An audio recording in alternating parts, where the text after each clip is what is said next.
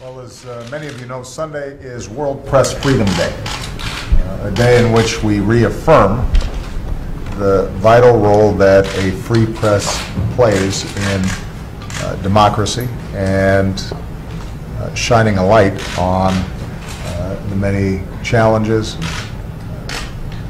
cruelties, and also hopeful stories that exist in countries all around the world. Journalists give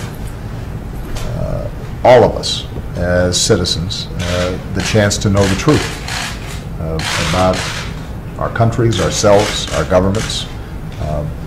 That makes us better, it makes us stronger, it gives voice to the voiceless, exposes injustice, and holds leaders like me accountable.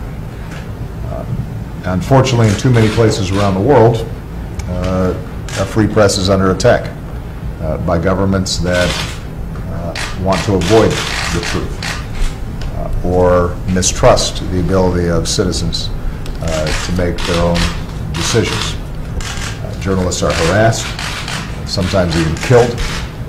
Independent outlets are shut down, dissent is silenced, and freedom of expression is stifled. And that's why I really appreciated and valued the opportunity to hear from three journalists who have been incredibly courageous under some very, very difficult circumstances. All three are from countries that severely restrict the freedom of the press. All three have been detained or harassed in the past. All three have sought refuge here in the United States, and we welcome them so that they can continue their important work. Just very briefly, I want to mention them. We have Fatima Tsetsova, who is from Russia.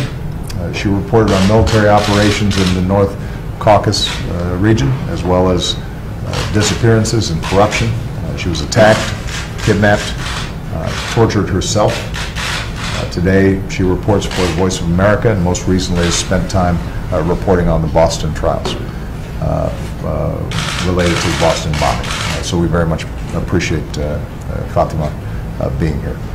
We also have DUK, that's his pen name, from Vietnam, a blogger who has written on human rights, including religious freedom, as a leading voice for greater press freedom in Vietnam. He spent 6 years in prison and was just released in October. And finally, we have Lily Mengesa, is from Ethiopia. She helped to shine a light on the outrage of child brides. After her advocacy for a free press, she was harassed and detained. Today she is with the National Endowment for Democracy. So I heard firsthand, I think from all of them, the importance of all of us, including the United States government, speaking out on behalf of the values of the freedom of the press. As I indicated to them, these are countries in which we are engaged and do a lot of business. And we think that engagement and diplomacy is absolutely critical to the national interest of the United States.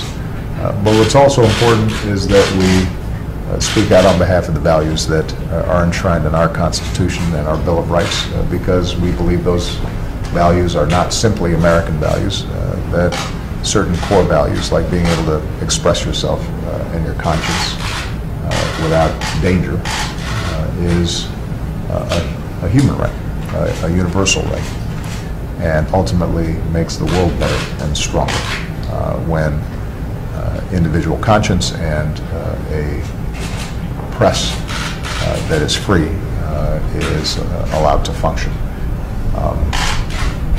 It's also a time for us to reflect and honor all those journalists who are languishing in jail as we speak right now, are being harassed, are endangered, and of course journalists whose lives were lost. That includes Steven Sotloff and James Foley and Luke Summers, those killed in Paris at Charlie Hebdo. We'll keep working for the release of journalists who are unjustly imprisoned, including Jason Rezaian, of the Washington Post, who is currently being held in Iran. So once again, I want to thank the three journalists who are here for sharing with me in very clear and stark terms some of the challenges that folks are facing.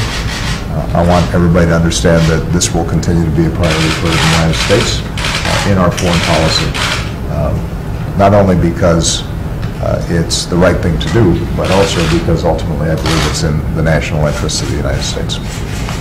So, with that, since it's World Press Freedom Day, I figure I better take at least one question.